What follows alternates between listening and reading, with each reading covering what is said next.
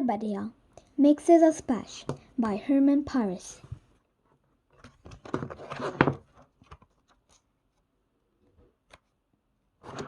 Book 11, Chapter 1. Reflection in a bus window. Betty had never been so angry. She was mad at her mother and furious with her father. She was even foaming at finding her dog. She was most upset with herself for going along with everything that had led to this moment, her sitting on the bus bound for camp. Well, she thought, now she would have 4 hours to mull over the whole disaster. Her mother and father and even finally had come to the parking lot behind the high school to see her off. Other parents were saying goodbye to their daughters, who were climbing aboard too. But when Bedelia looked out her window, all she saw was reflection to her tear-streaked face. Bedelia knew exactly when this nightmare had begun. It happened just a few weeks ago. It was a glorious day. Spring had long lost turned into summer. As she walked home from her after-school dance class, she had been planning what to do with her friend over summer vacation. She vowed to make a list once she got home, so she would forget anything. She had a lot of fun ideas, and it was going to be a super great summer. That's when she spotted the smoke behind her house. "Fire!" hollered Bedelia, racing up her driveway. She grabbed a motor garden hose and turned on the water. As she rounded the corner of the house, she closed her eyes and squished the tiger of the hose sprayer, soaking the plants near the pedal. "Welcome home, sweetheart," said her father. He was standing behind the grill, behind by a thick cloud of smoke, trying to light the charcoal.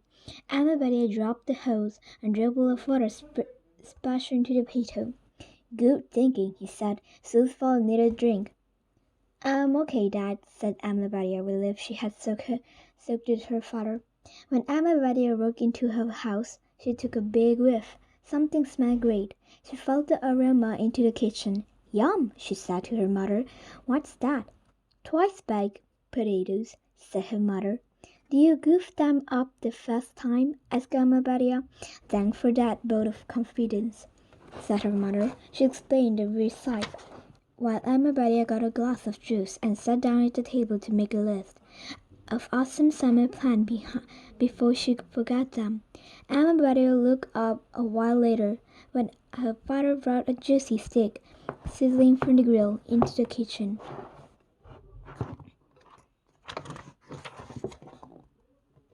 "Look perfect, honey," said Bedelia's mother. Bedelia and her parents sat down, said grace, and dug in. "Yum," said Bedelia. She noticed that her mom and dad were arching their eyebrows at each other in the secret language of parent, signaling that an important topic about to be introduced. Bedelia wished her chair had said belt. "I got some sad news today," said Bedelia's mother. "The camp I went to every summer when I was growing up is getting ready to close." "Ho, ho, ho," said Bedelia's father with a chuckle. "The summer get cancelled?" Bedelia hoped he was kidding. She had summer plans, a lot of them. "Very funny, honey," said her mother. "The camp director, the heart and soul of the place, is closing the camp and retiring." "That's sad," said Bedelia. "Isn't that the place where all those funny stories you told us about happen?" "Yup. Camp H. Wood, said Bedelia's mother, where my fondest memories were made. I still dream about it sometimes. We were planning to send you one summer." She looked straight at Bedelia's father and arched one eyebrow. "Oh," said Bedelia. "Ammo," said Bedelia's mother. "Gee," interrupted Bedelia, "it's too bad it's closing before I can go." "Well, you're in luck," said her father. "I called it today," said her mother. "They had cancellation, so I snagged that spot for you." A numb feeling came creeping off Bedelia's spine when she realized that her father's joke had come true. Summer with all her friends and plans and adventures had just been cancelled. Amabada sprang up from the dining room table and returned waving her list. "Look, I was planning my summer right here, see?" she said, handing her father the paper. "I don't need help. I have a lot of ideas." "I only have one idea," said her father. "Put go to camp at the top of your list." Amabada was quick at sizing up situation since it was 2 against 1. She decided to bargain. "How about I go during the day and do what I want when I get home," she said. "It's a sleep away camp's cupcakes," said her mother. "Remember?" Everybody studied her list. "I could maybe a spare week," she offered. "How about 8 weeks?" said her father. "What?" wailed Amabadia. She did some quick multiplication. 1 week equals 7 days. Time 8 weeks. 56 days? I'll go next summer, I promise. "There's no next summer," said her father. "Camp at Javood is closing," said her mother. "Does that mean it's not fun anymore?" said Amabadia. "It's a bit primitive for today, kids," said her mother, smiling, "but fun." "Like caveman days?" asked Amabadia. "Of course not, silly," said her mother. "But the camp was pretty rustic in my day." "How can a rustic camp be pretty?" said Amabadia. "Rustic, not rusty," said Amabadia's father. "They've got indoor bathroom now, right, honey?" "What did they do before that?" Amabadia asked, her eyes wide. "Simple," said her father. "An outhouse when I was a boy." Amabadia's head was spinning. "Never mind," said her mother. "Camp at Sherwood is wonderful. I can tell you that if I hadn't gone there, I would be who I am today." Amabadi was speechless, and whenever she found herself in that situation, she always asked a question. "You wouldn't be who you are?" she asked. "That's right," said her mother, nodding. "Then who would you be?" asked Amabadia. "Good question," said Amabadia, Father's eyes twinkling. "So, honey, who would you be?" Amabadia mother glared at him. Amabadia father froze like deep in the headlight and began blinking.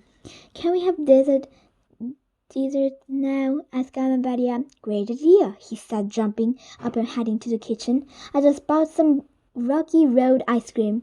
He dashed into the kitchen with finally barking excitedly at his heel. Amabadia and her mother sat together at the table. They were both staring down at their plates. At last Amabadia's mother looked up and said, "I can tell you exactly who I am right now.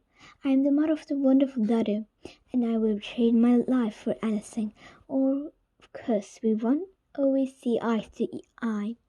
"No, you're taller than I am," said Amabadia. Her mother smiled, took a deep sip water and said, "Your father and I are trying our best to give you the love and the support you need to become the best person you can be.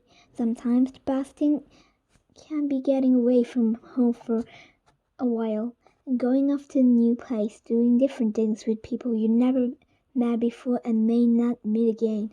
You can stand back and see yourself, start figuring out who you are and who you like to be." "Doesn't have to take 8 weeks, said Amabadia. "Actually, it takes the rest of your life," said her mother.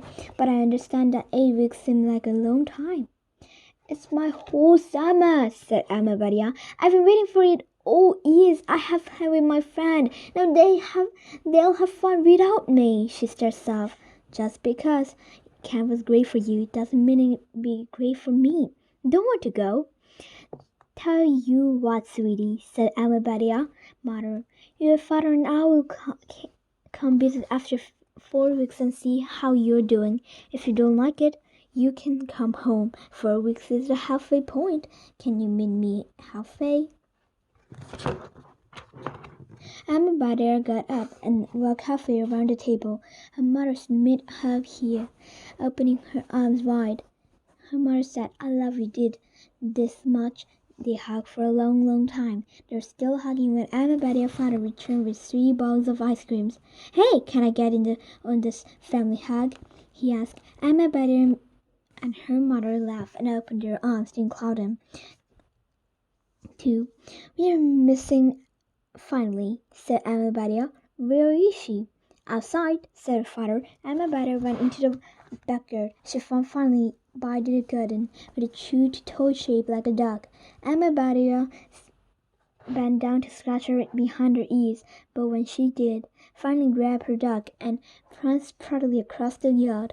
It's okay, girl. I won't take Mr. Quack, said Amabata. Or do you want me to go away too? Finally wagged her tail. Was that a yes or no? Said Amabata. Finally, with so much member of their families that Amabata often forgot that she was a dog. She knew that finally had run from her out of instinct to guard her toy. It was like a habit of spinning around and around before she got settled, and if fattening grass into a cozy nest, old dogs had done the same thing for thousands of years. Amabata wondered if she had instinct too. Maybe she should have growled at her parent when they told her about Camp Atcher Wood. Grrr, said Amabata. Woof, answered finally. Goodbye.